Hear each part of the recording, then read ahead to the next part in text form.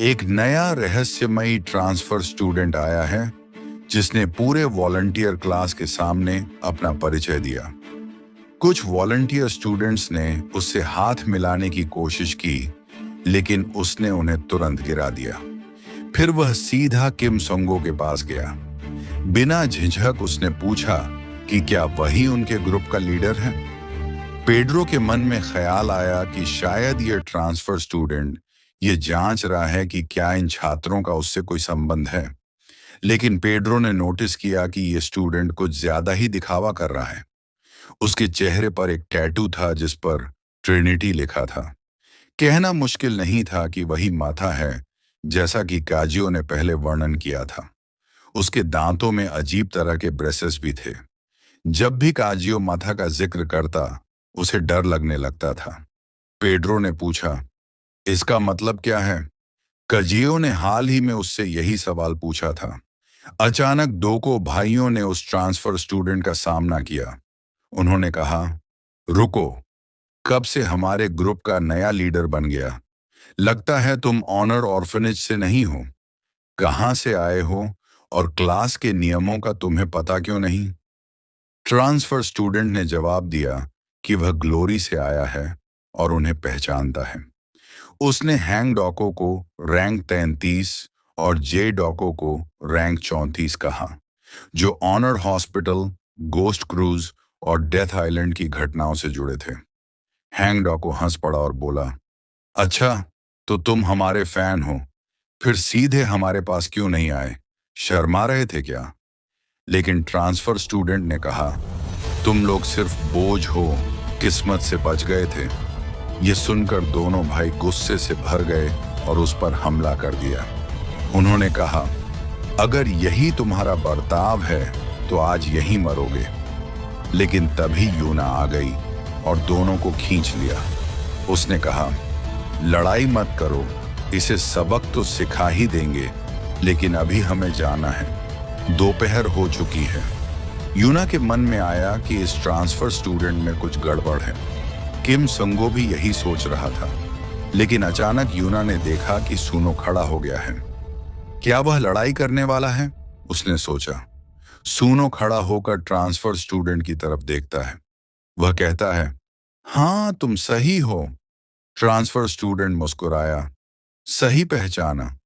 लेकिन तभी किम संगो मुस्कुराते हुए बोला, हाँ, मैं ही वॉलंटियरिंग क्लब का क्लास रिप्रेजेंटेटिव हूं। डोको भाई चौंक गए। कब से? यहां तक कि असली क्लास रिप भी हैरान रह गया।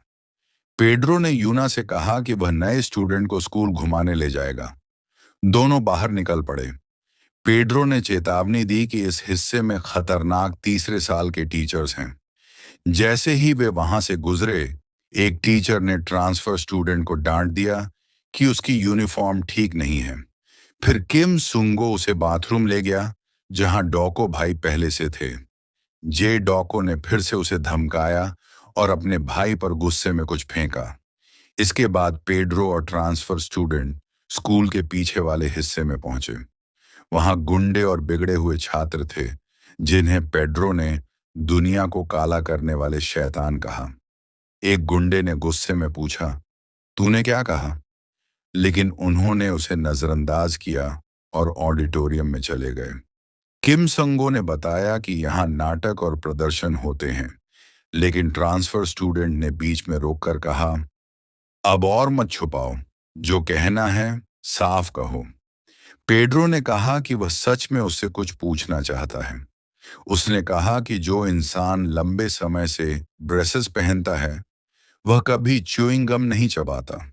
लेकिन उसने देखा कि यह ट्रांसफर स्टूडेंट गम चबा रहा है, यानी उसने हाल ही में ही ब्रेसेस पहने हैं। उसने उसे पुकारा, पेकिंग मैथियास। ट्रांसफर स्टूडेंट बुरी तरह चौंक गया। उसने तुरंत ब्रेसेस उतार दिए और मास्क पहन लिया, वैसा ही मास्क जैसा मथियास के आदमियों के पास होता था। उसने पूछा, क्या तुम्हारा पेड्रो से संबंध है? लेकिन किम सुंगो ने ठंडे स्वर में कहा कि इसका कोई मतलब नहीं। पेड्रो ने नोटिस किया कि ऑडिटोरियम में इलेक्ट्रॉनिक डिवाइस काम नहीं करते। उसने तुरंत ट्रांसफर स्टूडेंट पर हमला किया और उसके सिर को निशाना बनाया। इसी बीच स्कूल के पास एक कैफे में काजियो और थेडियस बैठे थे। लोग उन्हें घेर कर देख रहे थे, जैसे कोई फिल्म शूट हो रही हो। थेडियस ने कहा, लोग हमें क्यों देख रहे हैं? काजियो ने जवाब दिया कि क्योंकि उसका खाना बहुत बड़ा है। लेकिन काजियो बेचैन था।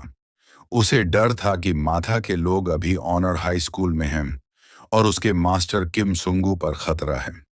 थैडियस ने शांत रहते हुए कहा कि मैथियास के आदमी किम सुंगू के सामने टिक नहीं सकते, लेकिन अगर सुंगू ने उनमें से किसी को मार दिया तो मैथियास को पता चल जाएगा। वापस पेड्रो के पास उसने मैथियास के लोगों की गुप्त चैटिंग ऐप पाई। उसे उनमें घुलने मिलने के लिए जवाब देना था, वरना शक हो जाता। उसने जवाब दिया कि वॉलंटियरिंग क्लब में सब ठीक है, लेकिन तभी स्कूल का पब्लिक अनाउंसमेंट सिस्टम बजा। किसी ने कहा कि अब से सबको उसके आदेश मानने होंगे, वरना सजा मिलेगी। पूरे स्कूल का गेट लॉक हो गया। एक टीचर गुस्से में ब्रॉडकास्टिंग रूम की ओर भागा, लेकिन स्क्रीन पर लाइव फुटेज दिखा कि उसका सिर अचानक विस्फोट से फट गया। पूरा स्कूल डर से कांप उठा। छात्र घबराकर भागने लगे। पेड्रो सोच रहा था, मथायास ये सब कैसे कर रहा है? क्या वह स्कूल के अंदर ही है? फिर मथायास की असली शक्ल दिखाई दी। वह मुस्कुराया। उसके दांतों पर ब्रेसेस चमके। वह ह्यूमन न्यूक्लियर बॉम्ब कहलाता था। वह मैथायास था, glory club explosive operation squad का लीडर। स्कूल में हंगामा शुरू होने से पहले मैथियस ने खुद को टीचर के रूप में छुपा लिया। उसने चेहरे का टैटू मेकअप से ढक दिया। फिर उसने गिनुंगली को धमकाया, उसकी पत्नी को इस्तेमाल करके। कहा, ग्लोरी तुम्हारे अस्पताल का खर्च उठाएगा, लेकिन बदले में तुम्हें मेरी बात माननी होगी। बेचारे गिनुंगली कांपने लगे।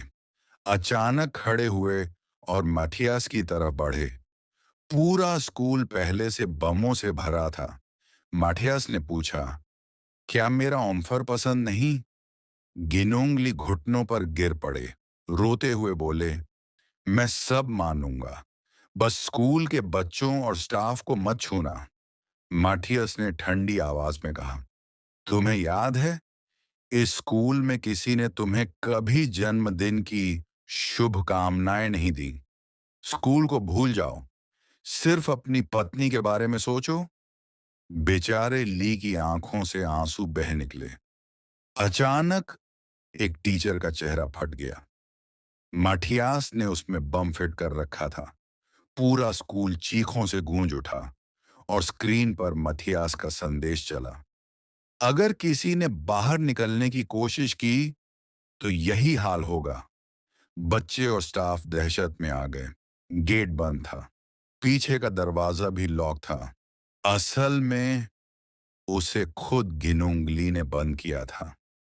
ऑफिस लौटते हुए ली को अपनी मेज पर नेक टाई और कुछ पत्र मिले। पत्र यूना और दो को भाइयों से थे। उन्होंने माफी मांगी थी और लिखा था, हैप्पी बर्थडे सर। किमसन गो ने भी शुभकामनाएं दी थीं। यह पढ़कर ली की आंखों में आंसू आ गए। वह हिलकर रह गए। इधर पेड्रो उस मृत टीचर की जांच कर रहा था, लेकिन उसे बम का कोई निशान नहीं मिला। उसके मन में सवाल था, मथियास ये सब कैसे कर रहा है? क्या उसने सबके शरीर में बम छिपा दिए हैं? इस बीच मपूगांग गैंग का लीडर जांग यूल गुस्से में दरवाजा तोड़ना चाहता था, लेकिन मथियास के नकाबपोश साथी ने उसे बेरहमी से हरा दिया। सबके सामने उसकी हालत खराब कर दी। तभी यूना और दो को भाइयों ने लड़ने का फैसला किया। उनका कॉम्बो अटैक तेज था, लेकिन नकाबपोश और भी तेज निकला। उसने आसानी से उन्हें पछाड़ दिया। यूना पर हमला होने ही वाला था, तभी एक नई आवाज गूंजी, क्या तुम ग्लोरी ढूंढ रहे हो? नहीं, यह है ऑनर की असली ताकत, और मैं हूं ऑनर का पेड्रो। माठियास का आदमी मुस्कुराया। कहा, तुमसे मिलकर खुशी हुई। ये सच में मेरे लिए सम्मान है। तभी गिनोंगली बोला। वे खुद को पेड्रो बताकर खड़ा हुआ और कहा, जो भी कर रहे हो अब बंद करो। अगर तुम स्कूल छोड़ दोगे तो मैं सब भूल जाऊंगा। असल में गिनोंगली का असली नाम गुआंग्यो है। पहले वह बी रैंक था और उसकी स्पेशलिटी थी एम्बुश। मथियस का आदमी हंस पड़ा। कहा, तुम डरावने हो, लेकिन मेरे बॉस तुमसे भी ज्यादा डरावने हैं।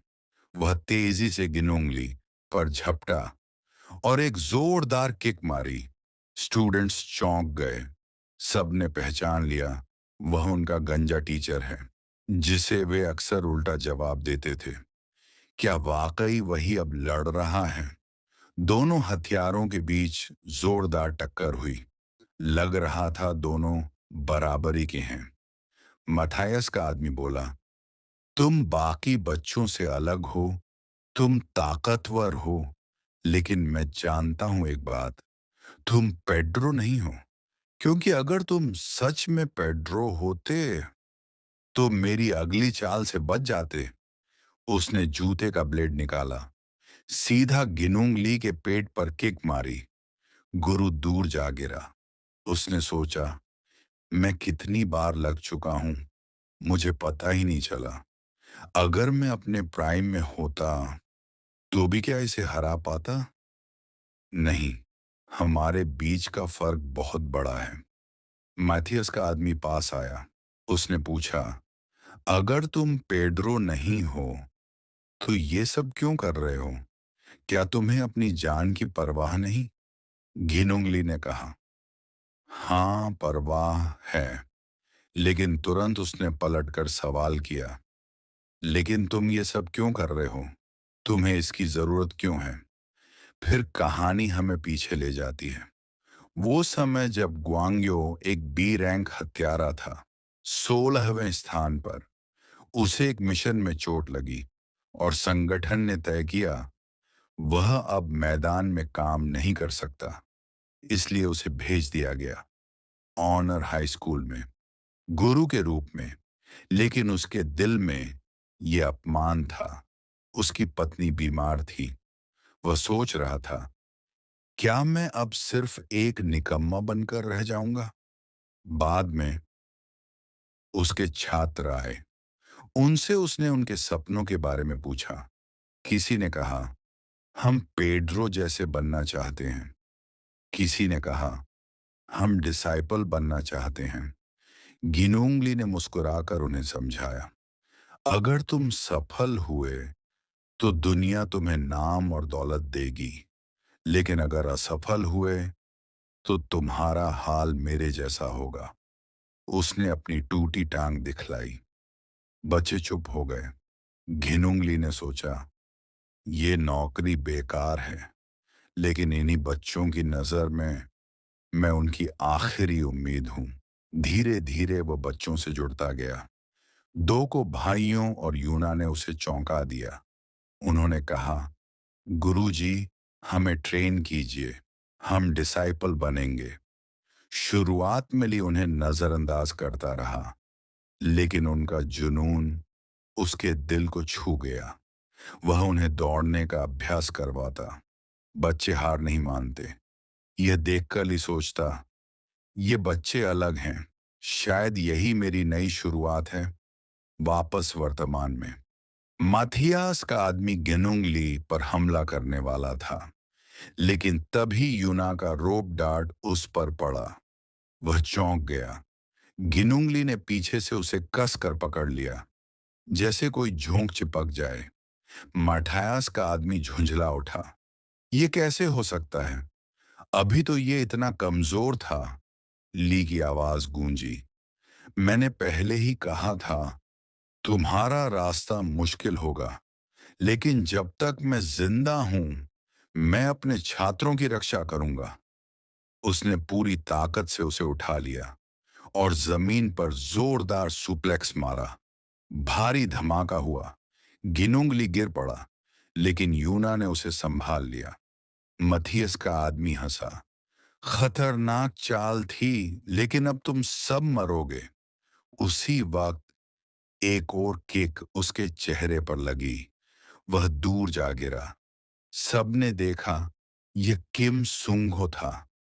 पेड्रो ने गुरु को थामा और कहा, बस गुरु जी, आपने हमें बचा लिया। अब आराम कीजिए। अब से हम लड़ेंगे। अब वे आराम करें, क्योंकि यहां से लड़ाई वह अकेले ही लड़ेगा। दुश्मन ने पेड्रो को किम सुंगो मार्क 17 समझ लिया, क्योंकि वह नकाब पहने था। उसने सोचा कि शायद उसने गलती से अपने ही साथी पर हमला कर दिया, लेकिन पेड्रो ने कोई जवाब नहीं दिया। दुश्मन ने सवाल बदल दिया, आखिर तुम हो कौन? पेड्रो ने बस इतना कहा, फिजूल की बात छोड़ो, उठो और इसे खत्म करो। मार्क 17 इंतजार कर रहा है। दुश्मन मन ही मन हैरान था। क्या यह सच में एक छात्र है जो उनके गुरु ओंगियो से भी ताकतवर है? यूनो ने राहत की सांस ली कि सुंगो पेड्रो आ गया है। उसे विश्वास था कि सुंगो दुश्मन को हरा देगा, लेकिन तभी दुश्मन जोर जोर से हंसने लगा। उसने माना कि पेड्रो सच में शक्तिशाली है, लेकिन चाहे जितना भी ताकतवर क्यों ना हो, अंत में वही विजयी होगा। पेड्रो समझ चुका था कि उसका प्रतिद्वंद्वी मजाक नहीं कर रहा। दुश्मन बोला कि उसके पास अब भी वह चीज है जो सबको घुटनों पर ला देगी, बम का स्विच। उसने पेड्रो को उकसाते हुए कहा, क्या डर गया? पास आ, वरना तुम सबको खिचड़ी की तरह उड़ा दूंगा। यूना ने पेड्रो को रोकने की कोशिश की, मत भड़काओ उसे, वरना वो सचमुच बम फोड़ देगा। लेकिन पेड्रो शांत रहा। उसने दुश्मन से कहा, आ, मुझे नजदीक से दिखा, ये तुम्हारा बम कितना खतरनाक है। यही सुनकर दुश्मन ने स्विच दबा दिया। पूरा भवन जोरदार धमाके से हिल उठा। हर जगह धुआं और मलबा छा गया। लेकिन यूना हैरान रह गई। पेड्रो अपनी जगह से हिला तक नहीं था। ना वह घायल हुआ, न डरा। पेड्रो ने दुश्मन से पूछा, क्यों? अभी मरा क्यों नहीं मैं? तूने तो स्विच दबा दिया था। क्या सोचा था कि मैं डरकर हार मान लूंगा? असलियत यह थी कि पेड्रो ने पहले ही उसकी हरकतें भांप ली थीं। उसने समझ लिया था कि दुश्मन हमेशा कुछ खास जगहों पर ही खड़ा रहता है। मतलब जहां जहां वह घूम रहा था, वही इलाके बम से सुरक्षित थे। यही उसकी चाल थी। पेड्रो ने मुस्कुराते हुए उसका मजाक उड़ाया और अचानक अपनी आईडी कार्ड इतनी तेजी से फेंकी कि दुश्मन का अंगूठा कट गया और स्विच उसके हाथ से गिर पड़ा। फिर उसने दुश्मन को जोरदार लात मारकर गोदाम की दीवार से दे मारा।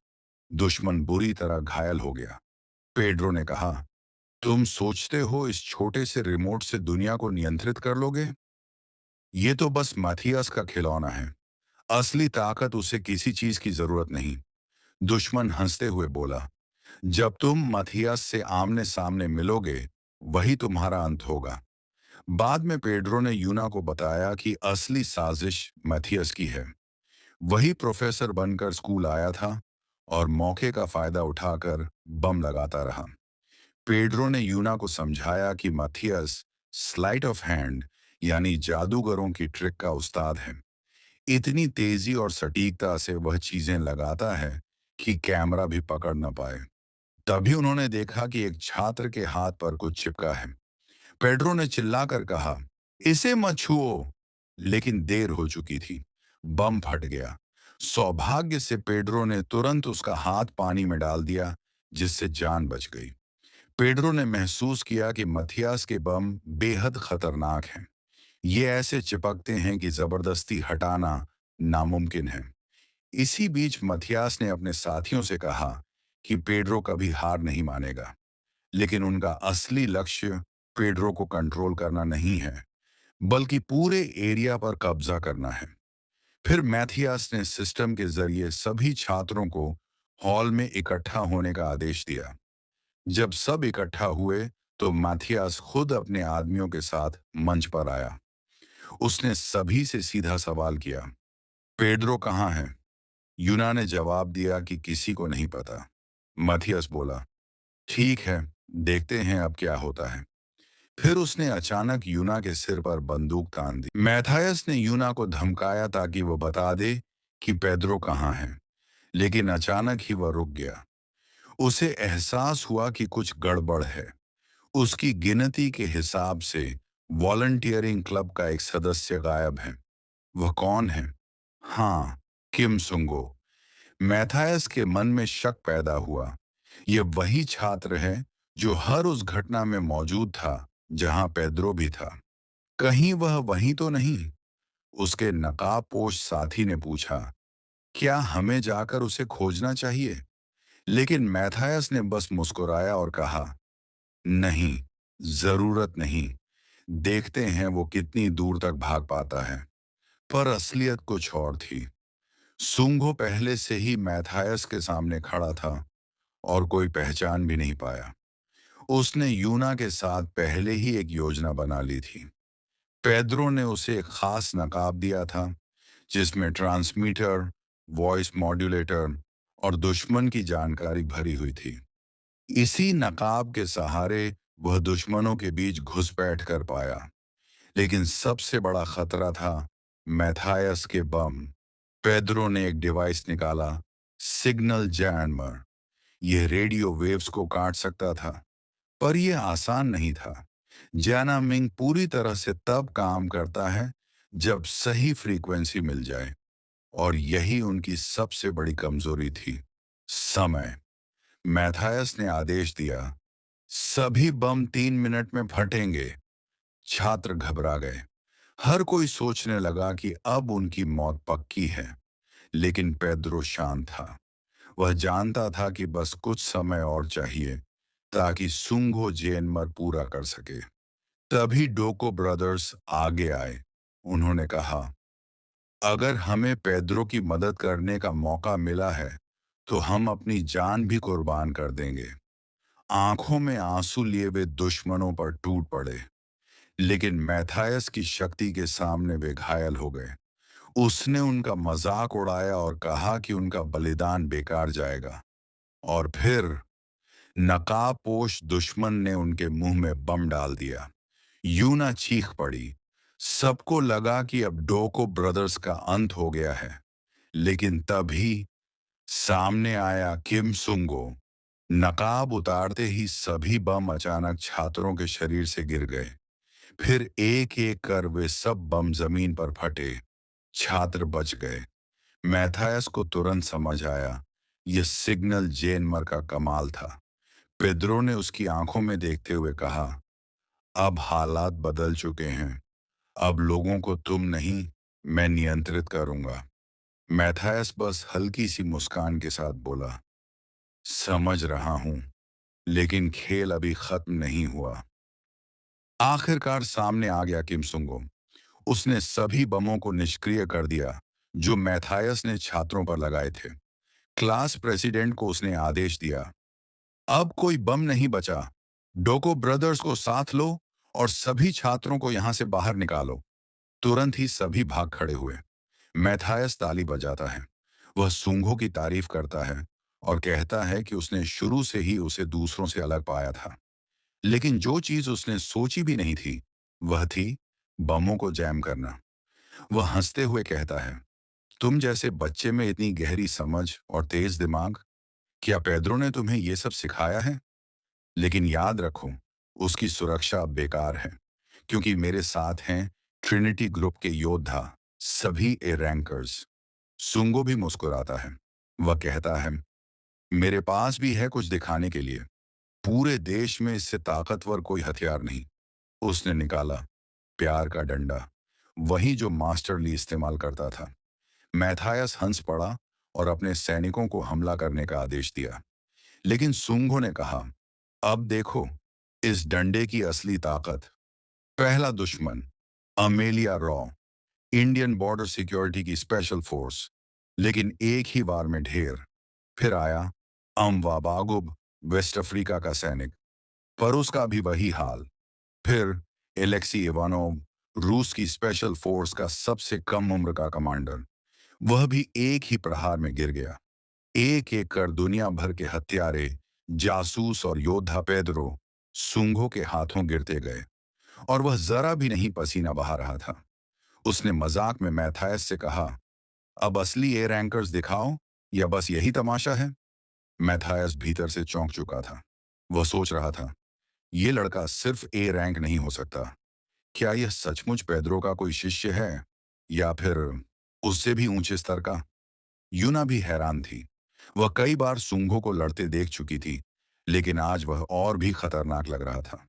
पर तभी उसने नोटिस किया, सूंघो अचानक नर्वस लगने लगा। यह पहली बार था कि वह डरा हुआ दिख रहा था। और तभी मैथायस मुस्कुराया। अचानक सैकड़ों ड्रोन बाहर निकले, जिनमें बम लगे थे। वह बोला, अब देखते हैं तुम इन्हें कैसे रोकते हो। पेद्रो ने चिल्लाकर कहा, यूना, हट जाओ। लेकिन यूना वहीं जम गई। सूंघो दौड़ा और एक एक कर ड्रोन को रोका। यूना ने कहा, जयमर अब भी काम कर रहा है, तो ये बम कैसे फटेंगे? तभी धमाका हुआ। सूंघो का बायां हाथ उड़ गया। मैथायस ठाका मारकर बोला, ये है बीसीआई, ब्रेन कंप्यूटर इंटरफेस की ताकत। अब मैं अपने दिमाग से ही सब नियंत्रित करता हूं। तुम्हारा जैमर बेकार है। यूना घबरा गई, लेकिन सुंघो सोच रहा था, उसने इस तकनीक के बारे में सुना था। ये वो प्रयोग था जिसमें हजारों लोग मारे गए थे, क्योंकि सामान्य इंसान का दिमाग इतनी सिंक्रोनाइजेशन सह नहीं पाता। लेकिन एक वैज्ञानिक, डॉक्टर एलियो मार्सेलिस, सफल हुआ था। और अब मैथायस वही तकनीक इस्तेमाल कर रहा था, बल्कि उससे भी कहीं आगे बढ़ चुका था। पेद्रो ने समझ लिया, बीसीआई को जैम नहीं किया जा सकता। यह सीधा इंसानी दिमाग की तरंगों पर काम करता है। मैथायस हंसते हुए बोला, तुम मुझे लगातार चौंका रहे हो सूंघो। बम, जैमर, बीसीआई, लेकिन मैं देखना चाहता हूं कि तुम्हारे सरप्राइज कब तक चलते हैं। अब पेद्रो और यूना दोनों ड्रोन से घिर चुके थे। मैथायस ने पूछा, क्या तुम्हारे पास कोई आइडिया है पेद्रो? पेद्रो शांत था। उसने कहा, हाँ मेरे पास है। उसने यूना से पूछा, क्या तुम्हारे पैर ठीक हैं? दौड़ सकती हो? यूना ने कहा, हाँ। पर क्यों? पेद्रो ने मुस्कुराते हुए एक कुर्सी उठाई और जमीन पर जोर से पटकी। पूरा जिम धूल और शोर से भर गया। और उसी अफरा तफरी में वह यूना का हाथ पकड़कर भाग निकला। यूना हैरान थी। भागने से क्या होगा? मैथायस तो पीछा करेगा ही। पेद्रो बोला, उसके पास बीसीआई है। ये शक्ति लगभग अजेय है। लगभग, लेकिन पूरी तरह नहीं। मतलब अब भी उम्मीद बाकी है। दोनों भागते हुए एक जगह पहुंचे, लाइब्रेरी। यूना बोली, ये है तुम्हारा प्लान? एक लाइब्रेरी? लेकिन पेद्रो ने बस मुस्कुराकर कहा, यही है असली चाल। मैथायस दूर से देख रहा था। वह बोला, दिलचस्प। लगता है पेद्रो ने कोई बड़ा प्लान सोचा है। लेकिन याद रखो, आखिर में मैं सब तोड़ दूंगा। पेद्रो और यूना स्कूल की लाइब्रेरी में घुसते हैं। यूना हैरान है। यह तो एक डेड एंड है। यहाँ क्यों आए? बाहर जाना ज्यादा बेहतर नहीं होता? लेकिन पेद्रो कहता है, नहीं, बाहर आम लोग हैं। वहां लड़ाई और भी खतरनाक हो जाएगी। तभी यूना पूछती है, इतने सारे जगह छोड़कर लाइब्रेरी ही क्यों चुनी गई? पेद्रो उसे चुप कराता है, क्योंकि उसे महसूस होता है कि मैथियास पास ही है। और सच में, धीरे धीरे मैथियास लाइब्रेरी में दाखिल होता है। वो हंसते हुए कहता है, छुपने की इतनी सारी जगहें थीं और तुमने चुना ये लाइब्रेरी? यूना के मन में अब समझ आता है कि किम सुंघू ने लाइब्रेरी क्यों चुनी। जिम की तरह खुली जगह नहीं है। यहाँ ढेरों बुक शेल्व्स हैं जहाँ छिपा जा सकता है। ड्रोन का इस्तेमाल यहाँ कमजोर पड़ेगा। लेकिन मैथियास हंसते हुए अपने ड्रोन छोड़ देता है। अगर तुम्हारा प्लान छिपना है तो ये पहले से ही फेल है। ड्रोन तुरंत यूना को पकड़ लेते हैं, लेकिन पेद्रो तेजी से कूदकर उन्हें तोड़ देता है। मैथियास मुस्कुराता है, तो यही प्लान है तुम्हारा? यूना को चारा बनाना और ड्रोन गिराना? इसके बाद दर्जनों ड्रोन लाइब्रेरी में भर जाते हैं। पेद्रो यूना को आदेश देता है कि वो वही चीज ढूंढे जिसके लिए उसे कहा गया है। यूना चिंतित है, क्योंकि पेद्रो का हाथ घायल है। लेकिन पेद्रो कहता है, तुम पहले से ही मेरी मदद कर रही हो। अगर मैं जिंदा रहा तो फिर मिलेंगे। पेद्रो दौड़ पड़ता है। हर तरफ विस्फोट होने लगते हैं। मैथियास सोचता है, क्या ये मेरे सारे बम खत्म करना चाहता है? लेकिन पेद्रो लगातार बचता रहता है। और किताबों से ड्रोन रोकता है। मैथियास चिढ़कर कहता है, बढ़िया रिफ्लेक्स हैं, लेकिन बेकार। पूरी लाइब्रेरी धुएं और मलबे से भर जाती है। मैथियास आगे बढ़कर कहता है, अब और कितना टिकेगा, हार मान ले। तभी पेद्रो धीरे धीरे खड़ा होता है और सभी को चौंकाते हुए एक छोटा बम अपनी ही पेशानी पर चिपका देता है। चलो उड़ाओ इसे अभी। मैथियास के माथे पर पसीना आ जाता है। वो हिम्मत नहीं कर पाता। पेद्रो बोलता है, तुम्हारे बीसीआई स्किल्स कमाल के हैं, लेकिन हर इलेक्ट्रॉनिक डिवाइस की एक कमजोरी होती है, ओवरहीट और ओवरलोड। इसलिए तुम मुझे मारने के बजाय लगातार बातें बना रहे हो, समय खरीद रहे हो। मैथियास हैरान होता है, मेरे इस राज को कभी किसी ने नहीं जाना और तुमने पहली बार में ही पकड़ लिया। अब मैथियास मजबूर होकर असली लड़ाई पर उतरता है। वो ड्रोन छोड़कर सीधे हाथों से बम फेंकने लगता है। ये बम छूते ही फटते हैं। पेद्रो लगातार बचता रहता है, लेकिन मैथियास की स्पीड बेहद तेज है। लाइब्रेरी फिर से विस्फोटों से गूंज उठती है, लेकिन पेद्रो के चेहरे पर जरा भी डर नहीं है। वो समझ चुका है कि मैथियास का असली डर क्लोज कॉम्बैट है। पेद्रो अचानक एक टेबल फेंकता है और बिजली की तेजी से पास जाकर मैथियास के चेहरे पर घुटना मारता है। मैथियास उसका वार रोक लेता है, लेकिन फिर भी उसकी नाक से खून बहने लगता है। खतरनाक है, मैथियास सोचता है, इसने मेरी कमजोरी पहचान ली है। पेद्रो एक डस्टबिन उठाता है और मुस्कुराकर कहता है, चौंको मत, असली खेल तो अब शुरू हुआ है। कहानी एक रेगिस्तान में हो रही है, जहां डिसाइपल माटेओ और फिलिप कोई मिशन पूरा कर रहे हैं। इंतजार के दौरान दोनों बातचीत कर रहे थे। माटेओ ने फिलिप से पूछा कि आखिर माथियास को कौन हरा सकता है। फिलिप के अनुसार बॉम्ब युद्ध और लड़ाई में बहुत ताकतवर होते हैं, लेकिन हर इंसान में कोई ना कोई कमजोरी होती है। मटेओ ने पूछा कि क्या वह इसे समझा सकते हैं। फिलिप ने कहा कि मैथियस जैसे व्यक्ति में भी कमजोरी होती है, लेकिन एक डिसिपल के लिए इसे इस्तेमाल करना मुश्किल होता है। केवल कोई व्यक्ति जो डिसिपल से भी ज्यादा शक्तिशाली हो, वही इसे कर सकता है। अब बात वापस मैथियस और पेड्रो की लड़ाई की। मैथियस ने अब तक सभी अपने विरोधियों को देखा है, लेकिन एक डिसिपल के अलावा कोई उसकी कमजोरी नहीं पहचान पाया। यह डिसिपल अब उसकी सामने है, और वह है किम सोंगू, एक डैंग ग्लोरी किलर। यह बच्चा समझ गया है कि मैथियस अपने बॉम्ब्स को कैसे जोड़ता है। उसने मैथियस की कमजोरी ओवरलोड पहचान ली और केवल एक दिन में उसका फायदा उठाना सीख लिया। लेकिन पेड्रो के पास अब और भी कई कौशल हैं। पेड्रो ने एक कचरे का डिब्बा उठाया और सीधे मथियास के सिर पर मारा। मथियास ने रोकने की कोशिश की, लेकिन पेड्रो की ताकत इतनी ज्यादा थी कि डिब्बा मुड़ गया। मथियास हैरान रह गया।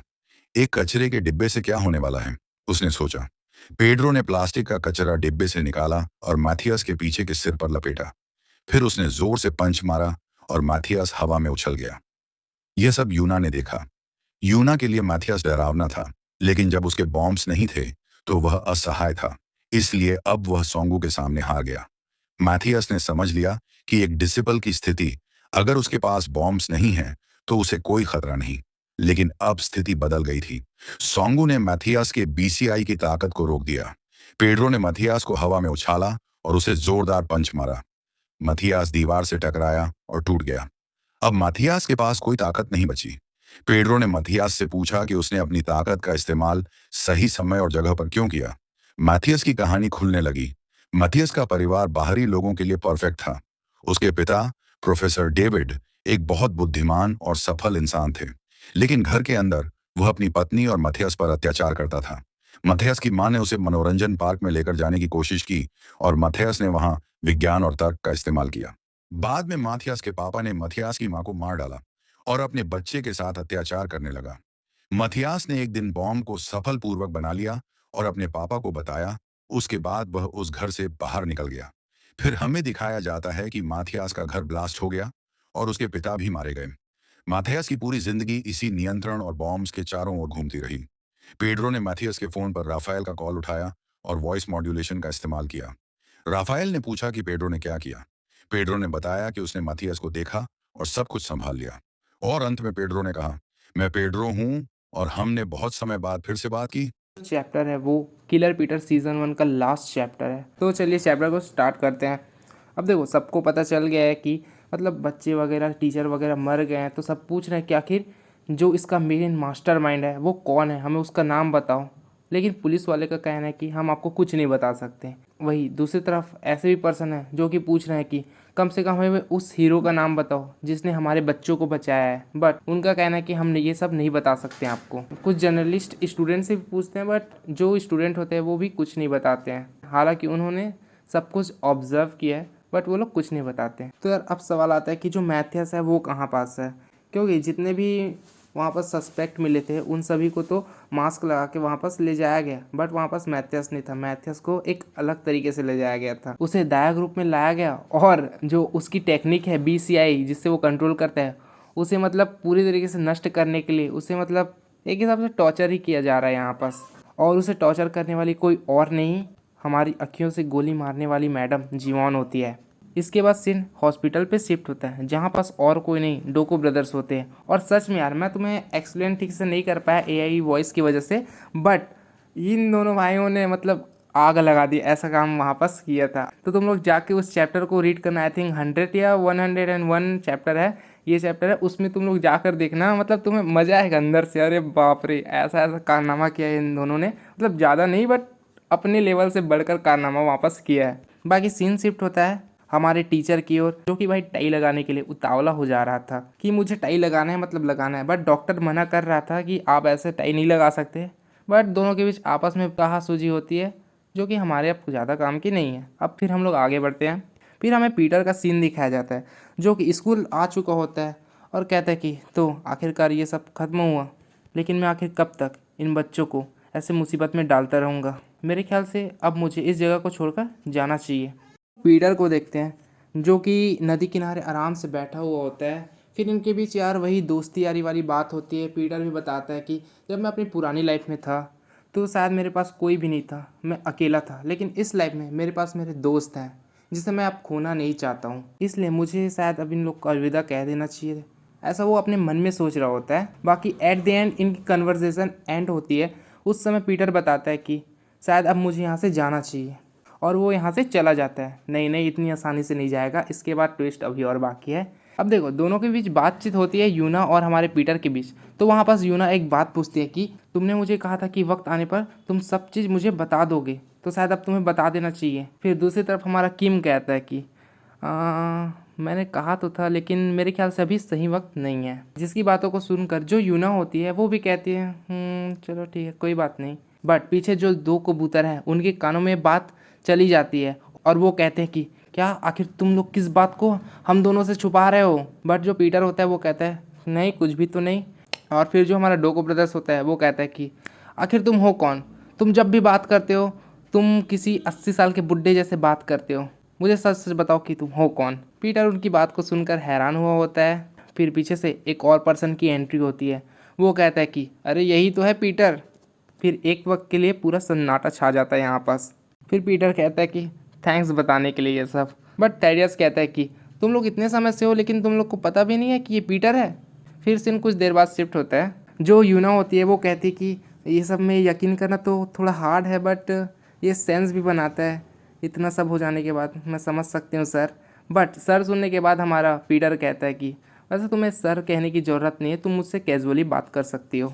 और पीटर कहता है मेरे जाने के बाद स्कूल को तुम प्रोटेक्ट करना, मैं तुम पे बिलीव करता हूँ।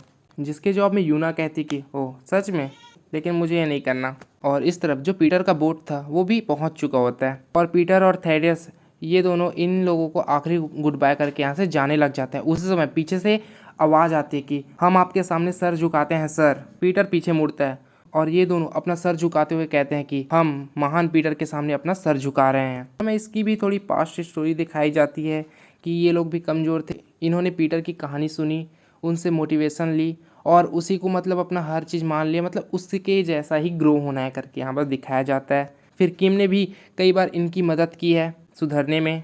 हालांकि हम आपको पहचान नहीं पाए कि आप ही पीटर हो, प्लीज़ हमें माफ़ करना, हमारा जो रिस्पेक्ट है आपके प्रति वो हमेशा रहेगा। फिर जो पीटर होता है वो बड़े ही प्यार से उनके सर पे हाथ रखता है और कहता है कि मैं हमेशा तुम लोगों पे नज़र रखूँगा कि तुम लोग ग्रोथ कर रहे हो कि नहीं कर रहे हो। जिसे सुनकर ये दोनों रोने लग जाते हैं। पीछे से जो यूना थी वो भी रोने लग जाती है। अब खैर यहाँ पास विदाई का मोमेंट है तो रोना तो पड़ेगा सबको। फिर हमें पीटर और थैडियस को दिखाया जाता है जो कि जीवान के सीक्रेट हाइडआउट पे आ चुके होते हैं। और जैसे ही ये लोग अंदर जाते हैं, अंदर का नज़ारा देखकर बाप रे बाप, थैडियस के मुंह से यही निकलता है और वो कहता है कि क्या सच में जीवन इतनी ज़्यादा ही अमीर है। पीटर कहता है ये उसका पैसा नहीं है। फिर जो जीवन है वो भी बड़ी स्टाइलिश अदा से वहाँ से एंट्री लेती है। फिर इसके बाद सभी एकजुट हो जाते हैं और प्लान करते हैं कि राफेल के अगेंस्ट हमें क्या करना है करके। बट जो पीटर होता है वो अपना फ़ोन निकालता है और इन सभी को एक फ़ोटो दिखाता है, जिसे देखकर सभी के सभी हैरान हो जाते हैं। किसी को भी यकीन नहीं होता है। फिर हमें पास्ट का सीन दिखाया जाता है जहाँ पर पीटर राफेल से बात कर रहा होता है। उसके जस्ट बाद राफेल इसे एक फ़ोटो भेजता है, जिसे देखकर जो पीटर होता है उसकी आंखें होती है वो बड़ी हो जाती है, क्योंकि फ़ोटो में और कोई नहीं हाना ही होती है, जो कि कहीं ना कहीं लग ही रहा था कि ना जो हाना है वो सर्वाइव पक्का कर लेगी। और सच में यहाँ पास हाना सर्वाइव कर लेती है। और हाना को देखने के बाद राफेल और हाना को देखने के बाद जो पीटर है उसका जो रेज है वो धीरे धीरे इतना बढ़ता जाता है कि उसकी आवाज़ मेरे कानों तक नहीं आती, इतना ज़्यादा बढ़ जाता है यहाँ पास जो पीटर है उसका रेज। फिर सीन प्रेजेंट में शिफ्ट होता है। पांचों चारों के चारों यहाँ पास ध्यान से इस फोटो को देखते हैं और जो साइमन होता है वो कहता है क्या सच में हाना अभी भी जिंदा है। और दूसरी तरफ जीवन कहती कि मेरे ख्याल से ये पक्का ट्रैप है, ट्रैप। वो कहते कि आज के ज़माने में कुछ भी हो जाता है। एआई नाम सुना है ना, आजकल कोई भी सनी लियोनी के साथ सेल्फी ले रहा है, ये कोई वो थोड़ी है, समझ रहे हो ना। फिर इन बातों को साइड करते हैं, मेन बात पे आते हैं। जो पीटर होता है वो बड़ी सीरियस से कहता है कि जब मैं बुढ़ा था, जब मैं मरने के हालात में था, तब मुझे नई बॉडी मिली। मुझे नहीं पता था कि इस बॉडी का क्या करना है, क्यों करना है। बट अब इस फोटो को देखने के बाद मुझे लग रहा है कि जो भगवान है मुझे एक और चांस दे रहे हैं सब चीज़ को सही करने का। तो फिर अब मुझे वो सब करना पड़ेगा जो मैं कर सकता हूँ। वैसे यार सीज़न का लास्ट चैप्टर चल रहा है, बट राफेल का कम से कम फेस रिवील तो कर देना चाहिए था यार। तो इसी के साथ चैप्टर नहीं थोड़ा और बचा शायद, हाँ थोड़ा और बचा है। हमें दिखाया जाता है हमारा फिलिप दिखाया जाता है, हाँ फिलिप नाम है इसका। फिलिप को दिखाया जाता है जो कि गेट तोड़कर आता है, जैसे दया दरवाज़ा तोड़ता है उसी प्रकार से ये गेट तोड़कर आ रहा है। और दूसरी तरफ राफेल कहते हैं अबे यार वो बहुत महंगा था, चल कोई ना बैठ यहाँ पास। फिर इनके बीच डिस्कशन चलता है कि जो पीटर है वो भी अपना डिसाइबल्स का एक अलग स्क्वाड बना रहा है।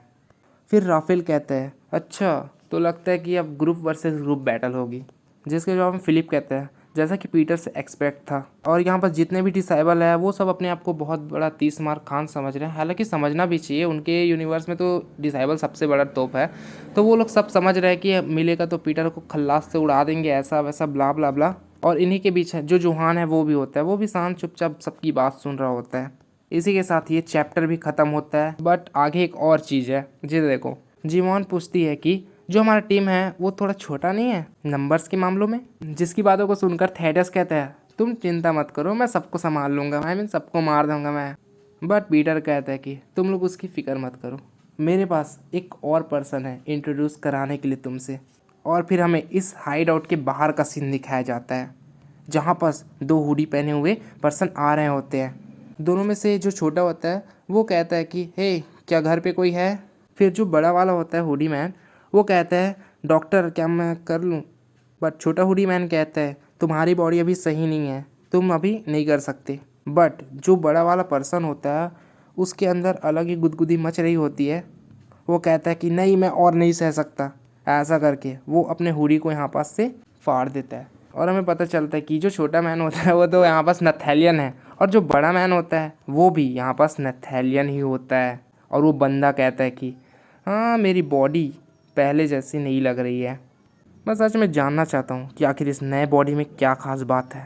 और हमें दिखाया जाता है यार कि ये जो बड़ा पर्सन है वो नथैलियन का नथैलियन का बॉडी है, समझ रहे हो। और मेरे ख्याल से इसके अंदर जो जो भी इसको कंट्रोल कर रहा है इसके अंदर मेरे ख्याल से जो जुडास है वही है, मुझे तो पक्का वैसे ही लग रहा है। तुम्हारा क्या कहना कमेंट में ज़रूर बताना, बट मेरे ख्याल से इसके अंदर जुडास है।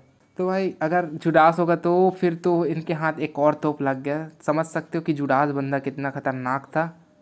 और उसे तो नथैलियन की बॉडी भी मिल चुकी है, और ये सच में नथैलियन की बॉडी है कि नहीं है वो भी मुझे बता दो कि कुछ गड़बड़ थोड़ी हो रहा है मेरे से। बाकी अभी के लिए चैप्टर सीज़न 1 यहाँ बस ख़त्म होता है। अब सीज़न 2 कब आएगा कब अब मुझे नहीं पता। तो अभी के लिए वीडियो को यहीं बस ख़त्म करते हैं। अभी के लिए tata bye bye, see you 1 years later soon।